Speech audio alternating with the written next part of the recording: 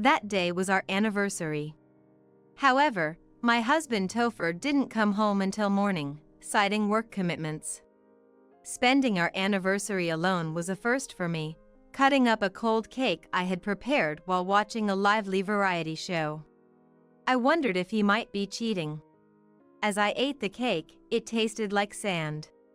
If he was really cheating, I wasn't sure if I felt sad or angry. After supporting each other for so long and planning to start a new life just the two of us, betrayal at this juncture made me question what feelings I should harbor.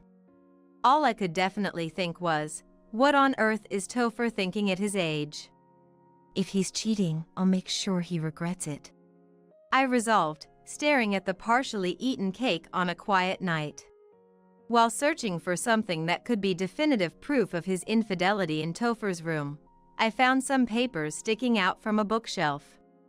Casually pulling a few out, I discovered something unexpected. Divorce papers, and this is. What I found were divorce papers with only Topher's name filled in and a marriage license. In a moment, I almost tore up those 2 sheets of paper, but I quickly calmed down. I will never forgive him. I'll make sure he deeply regrets what he's done. My name is Eleanor. 23 years ago, when I gave birth to our son, I was still young and planned to go back to work after a certain period of childcare, entrusting our son to a daycare. However, Topher was against me resuming work. In Topher's view, there was a strong belief that men should work outside while women should take care of the home. Though it wouldn't be true to say I had no aspirations of being a housewife, I accepted his suggestion and quit my job. Our son's name is Chet. He grew into a large, kind young man, living up to his robust name, graduating from the college of his choice and securing a job, which was a relief to me. With Chet moving out to live on his own upon getting a job, our home felt suddenly empty yet somehow pleasing, stirring complex emotions. Now, I sit where Chet used to, reading a book. I read detective novels that I couldn't focus on during busier times, sinking deeply into the sofa with my eyes closed after getting into the story. The curtains, left open, flutter in the soft breeze, carrying the faint scent of osmanthus. Ah, it's that time of year again. I remember the scent from when Topher and I got married. It's the start of autumn. I find myself smiling at no one in particular in the quiet living room. One holiday, I was cleaning the entrance early in the morning. The air was clear and a bit cold, and since I was dressed for summer, I felt chilled to the bone. Returning inside, I saw Topher about to close the bathroom door in his pajamas. Is bread okay for breakfast? I asked quickly. Uh-huh. To which he replied ambiguously. I placed the bread on the cutting board, topped it with sliced ham and cheese, and threw it into the toaster. As I turned on the stove under the kettle, Topher's mobile phone, left on the dining table, started to vibrate without warning. Buzz, buzz, buzz, it vibrated persistently, calling for its owner. I, not particularly concerned, took the toast with a nice level of browning out of the toaster, placed it on a plate, and set the table. The mobile phone was still going. The screen was face down, not that I wanted to look, but I thought it might be a call from work, though I only pondered this briefly before the ringing stopped. At the same time, Topher came back from the bathroom and began washing his hands in the kitchen, prompting me to chide him immediately. Hey, don't wash your hands in the kitchen sink. Huh? Oh, right? What? Topher, still half asleep, wiped his hands on his pajama sleeves after washing and took his seat. I handed him the newspaper I'd taken from the post while cleaning the entrance. With a slight smile. Thank you, Topher said. I always liked these small expressions of gratitude from him. Then I took my seat and sipped the hot coffee I'd poured into my cup. By the way, your mobile phone was ringing off the hook earlier. Who was it from? Topher quickly closed the newspaper he was holding open and glanced at his mobile phone, which was face down on the table. Then, with a panicked expression, he said to me, "Hey! You didn't look at my phone, did you?" "No, I didn't, but who is it from?" I'm in the middle of an important work exchange. There are some details I wouldn't want outsiders to know about." Saying that, Topher looked a bit upset, quickly stuffed his toast in his mouth, and without really reading the newspaper, retreated to his room. Wondering what was going on, I placed the dishes in the sink, and then my mobile phone rang. I picked up my constantly charging mobile phone from the corner of the kitchen, carefully unplugged it, and put it to my ear. The call was from my son, Chet. "Is everything okay?" I asked, and Chet, "Just checking if you're doing all right," sounded a bit embarrassed, even over the phone. Thinking to myself, shouldn't he be calling his girlfriend instead of his mom on a holiday morning? I almost asked, but then, puzzled by Topher's earlier behavior, I shared the story with Chet as it happened. "That sounds like Dad might be cheating," Chet joked, and I couldn't help but laugh. After that, the conversation turned to Chet struggling with cooking for himself, and I promised to text him my special recipe later before hanging up. I started typing the minestrone recipe on my mobile phone, a recipe that both Topher and Chet loved. Use fresh tomatoes, not canned. The soup, which uses just a bit of consommé but primarily relies on the flavor of the vegetables, was praised by Topher as delicious when I first made it at the start of our marriage. While I was frantically typing on my unfamiliar mobile phone, Topher left without a word, and I heard the entrance door close. The sound of a car engine starting and driving away gave me a strange feeling of unease. Through the gap in the curtains, I just watched the tail lights of Topher's car. Then another day. That day was our anniversary. However, Topher didn't come home until morning, saying he was busy with work.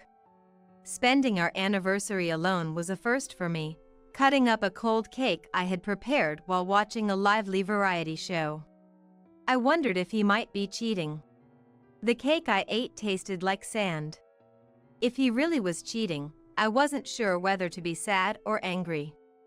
After supporting each other for so long, and just as we were planning to start a new life, just the two of us, such betrayal made me wonder what feelings I should have. All I knew for sure was, what on earth was Topher thinking at his age? If he's cheating, I'll make sure he regrets it, I resolved, staring at the half-eaten cake on a quiet night. My plan began that day. I would sneak a look at Topher's mobile phone while he was in the shower and check WhatsApp. The screen lock was on, but after seeing Topher unlock the pattern lock a few times, I figured out it was a simple spiral pattern within a few days. Unaware, Topher carelessly left his phone with lax security all over the room, giving me opportunities over several days to sneak peeks. I searched for evidence of cheating. Carefully proceeding without arousing Topher's suspicion, I found conversations that seemed to imply infidelity and felt a tightening in my chest, along with a quiet rising anger, which I tried hard not to show. I served dinner as if nothing was amiss. Tonight's dish was minestrone, a favorite of both Topher and me. Usually, I use fresh tomatoes, but tonight, I used canned tomatoes on sale from abroad and added more consommé than usual. Huh? The minestrone tastes better than usual. Really? That's good to hear.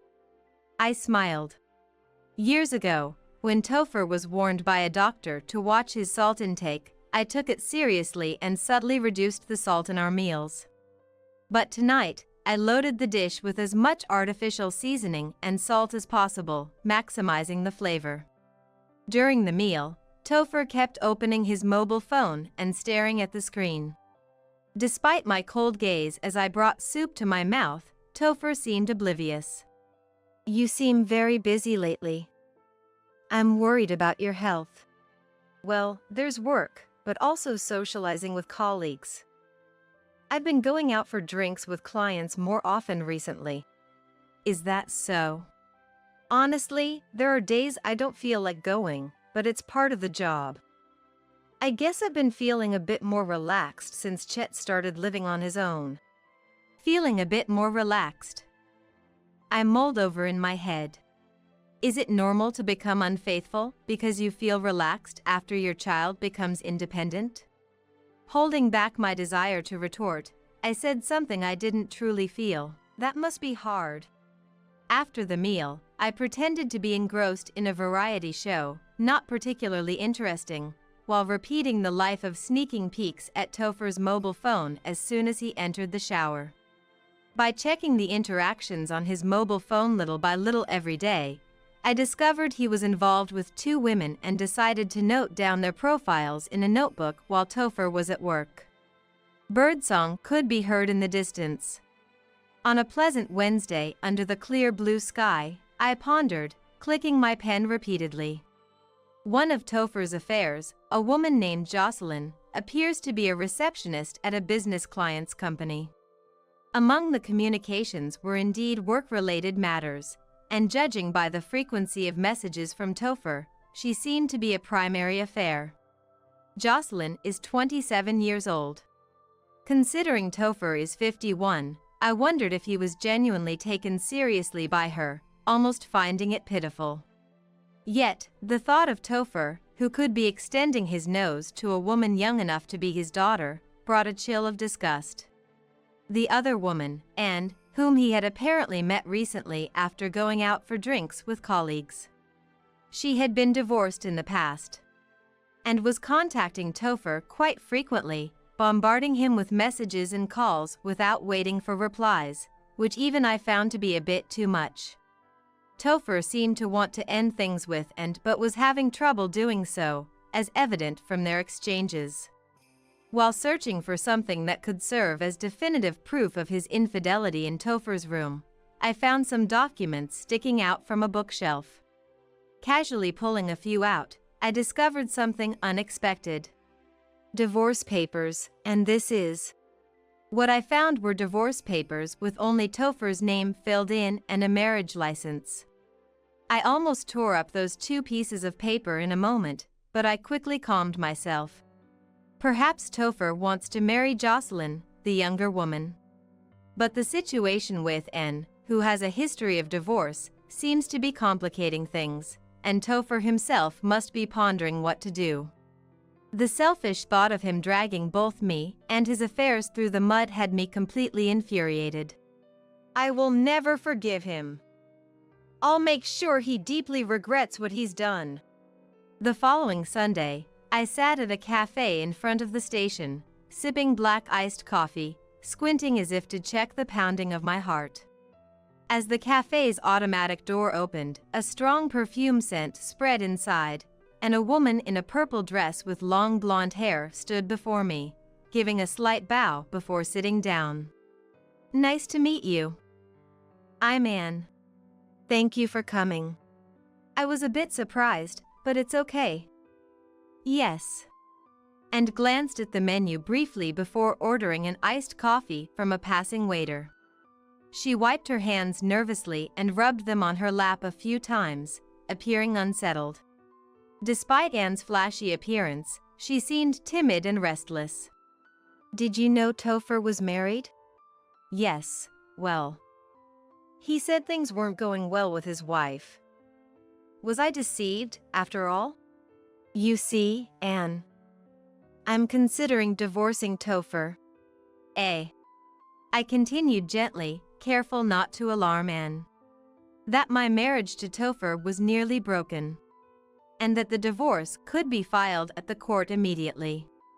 I took out the divorce papers with Topher's name on them from my bag and laid them in front of Anne.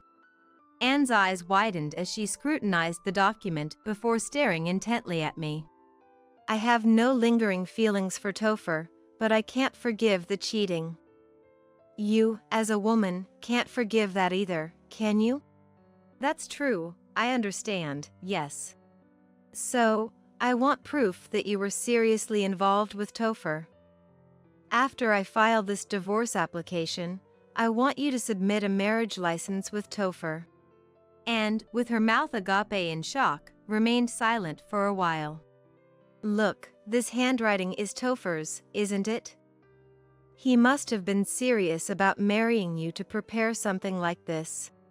After covering her mouth with both hands, and declared in a slightly loud voice, "Thank you. I will be happy ever after." And my smile became forced, feeling somewhat unnerved. Topher really got caught up with a strange woman. And, looking pleased, hugged the marriage license and said she would submit it after getting a relative to witness it, then left. Just before leaving, and asked me with a serious face, "Could you and your son be witnesses for the marriage license?" At that moment, my forced smile faded, but I gently declined, and she smirked. "Yes, I understand that." After filing for divorce, I called Chet. I reported how Topher had been cheating, that I had filed for divorce, and even helped his reluctant affair partner to submit a marriage license. Hearing this, Chet's loud laughter came through the phone. Listening to his laughter, the small lump of guilt in my heart seemed to dissolve. "Mom, you do some crazy things. But I think it's good. I won't see Dad anymore. I didn't think he was that kind of person." "Thank you. I felt relieved hearing your voice. Is there anything I can do?" "I'll help if there's anything." I declined his offer, thanked Chet, and then decided to take a bus back to my parents' home. Arriving home after transferring buses, my elderly parents welcomed me with surprised faces. My father, who had retired, had taken up vegetable gardening near our home, and it seemed to have expanded significantly without my knowledge, with a large amount of vegetables stacked in containers like those used by wholesalers at the entrance. As we settled down with coffee after work, I shared the entire story and began discussing the future. At first, my parents were incredulous at the news of Topher's affair, but eventually, they accepted the situation and suggested that I move back home. My father, with a calm expression, said, "Chet is no longer a child. You should do as you like."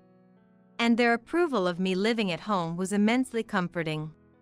A few days later, Topher, who had been away on a supposed business trip, which I had verified was false, likely staying with the younger woman, Jocelyn, contacted me. Topher, finding the house empty and everything untouched, called me, bewildered. "The house is a mess, laundry's still hanging. What's going on?" "Oh, I heard you were on leave from work, so I thought maybe you were out cheating." "What?" "Hey, what are you talking about?" I bluntly revealed that I knew everything about his actions. From the other side of the phone, I could sense Topher's confusion. Noticing I was on the phone with Topher, my mother stopped cooking and looked worried, but I reassured her with a smile, though she frowned in concern. "Anyway, yeah. Come home once. We need to talk. I don't understand this sudden talk of divorce." Indeed, that would make sense. No matter what the circumstance, when something unexpected unfolds at an unexpectedly rapid pace, anyone would feel confused, shaken, and experience a suffocating sensation. Had you not betrayed me, I would have lived without ever knowing such feelings. Every year, as we endured the sweltering summer and began to feel a hint of coolness, signaling perhaps the arrival of cooler weather, the scent of osmanthus would remind me of our wedding anniversary with Topher. At the start of autumn, we began our life together. But this year, it feels like the season of endings, I thought romantically to myself.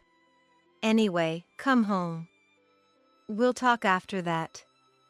It'll be okay. Not understanding what he meant by "it'll be okay," I couldn't help but give a wry smile.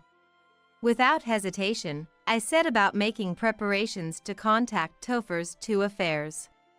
Then, the following Sunday, an odd scene unfolded with me, Topher, and Jocelyn, four of us sitting around a table. I had lured Anne home under the pretext of wanting to discuss the division of assets upon my divorce from Topher. As for the young Jocelyn, I had never contacted her before, so I used a number extracted from Topher's mobile phone to directly. "I'm Topher's wife. There's something I need to discuss with you. Please come to our house. Tell her." And, sitting next to Jocelyn, seemed bothered by her presence. "Nice to meet you," Anne timidly said. Jocelyn, understanding the reason for her presence, remained silent, looking down. The youngest among us, Jocelyn, was gripping the thin lace she was wearing, crossing her arms. Despite it being a pleasantly warm autumn day, Jocelyn rubbed her arms over her wrap several times. "I'll just say it directly. Jocelyn, and you both were having an affair with my husband, weren't you?" Anne, with her heavily made-up eyes widened, looked at Jocelyn next to her. Topher had turned pale, like a fish out of water, and kept his head down, staring at the wood grain of the table. "In short, you were deceived into thinking let's get remarried someday after the divorce. Both of you, at the same time." Anne and Jocelyn were unaware of each other's existence as affairs until they were brought here. Jocelyn probably came here ready to demand a divorce from me, but was stunned to learn not only of another affair but that Topher had already submitted a marriage license with Anne. "What? You mean he's already divorced his wife and remarried someone else? Wait a minute. He was cheating with another girl too? Hold on. Don't all speak at once. My head's about to explode. Let's calm down for a moment. Eleanor, could you get everyone something to drink or something?" "What? I'm no longer your wife. You serve the drinks." Stunned by my words, Topher clutched his chest, holding his head in agony. Then, after a few seconds of silence, he bowed deeply and cried, "I'm sorry," offering a profound apology. What meaning does such a cheap apology hold? "I'm sorry. Please forgive me." I've kind of lost interest now. But I'll be expecting a substantial amount of compensation from you. "What? But that..." I firmly informed them that I would also be seeking compensation from both Anne and Jocelyn, smiling. Of course, I had already consulted a lawyer, and if they intended to claim compensation from Topher, that was their business, not mine, I added. Afterward, Jocelyn coldly berated him, and looked around uncertainty, standing up and sitting down repeatedly, unable to settle. "So the story about your wife cheating and being on the brink of divorce was also a lie?" "No, that's not." To think I'd waste such boring moments with such a dull man. Jocelyn cradled her head, letting out a small sigh in self-mockery. Watching them from a distance, I thought, how disgraceful this all is. There's still something I need to do. Demanding compensation from Topher and his affairs properly seems necessary for me to enjoy my future life. Jocelyn, having seemingly lost interest, complied readily with the claim for compensation through a lawyer. However, true to her word, Jocelyn also demanded compensation from Topher, who until the end hoped I would reduce the claim against him, but I demanded payment without mercy. At Anne's suggestion, Topher decided to sell his house and use the proceeds to pay the compensation. This allowed Topher to somehow prepare the compensation money, but he lost his place to live and ended up moving into Anne's parents' home. Though the marriage license with Anne was issued without his consent, if he were to renounce even this marriage license, he would be liable to pay compensation to Anne as well, and it seemed Topher no longer had the financial leeway for that. I later heard from relatives that Topher, after moving into Anne's parents' home, was subjected to considerable restrictions. Since their remarriage began with an affair, and was apparently worried that Topher might cheat again, making daily calls to his workplace to confirm his attendance and insisting he come straight home after work.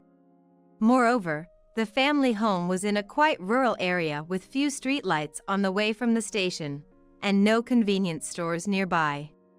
On his days off, he was made to repair the old family home and was essentially at the beck and call of his elderly in-laws, losing all his freedom. What made me pity him was that Topher was not allowed to have a mobile phone and was only given the bare minimum of pocket money. Jocelyn and I completely cut ties with Topher and returned to our own lives. Since Jocelyn was associated with Topher's business dealings, the affair became a rumor within the company, and it seems Topher felt marginalized at work, I heard from someone. But that no longer mattered to me. I was now living a relaxed life helping with my parents' farming. Having helped with my father's hobby of gardening before getting married, I had some agricultural knowledge, and we produced enough to supply to local supermarkets, making my days fulfilling. Occasionally, Chet would come to visit home. We would have dinner together, and I thought it would be nice to make minestrone again. The tomatoes harvested by my parents at the end of summer were starting to age, so I used a large amount to make a big pot of soup. You're making quite a fashionable dish," my mother said with interest as she watched me cook, but I assured her with a smile that she would like it. Seeing everyone enjoy the meal I prepared, I couldn't help but smile with joy. The soup, low in salt but rich in vegetable flavors, might not have been the most stimulating taste, but it felt like it gently merged into our bodies.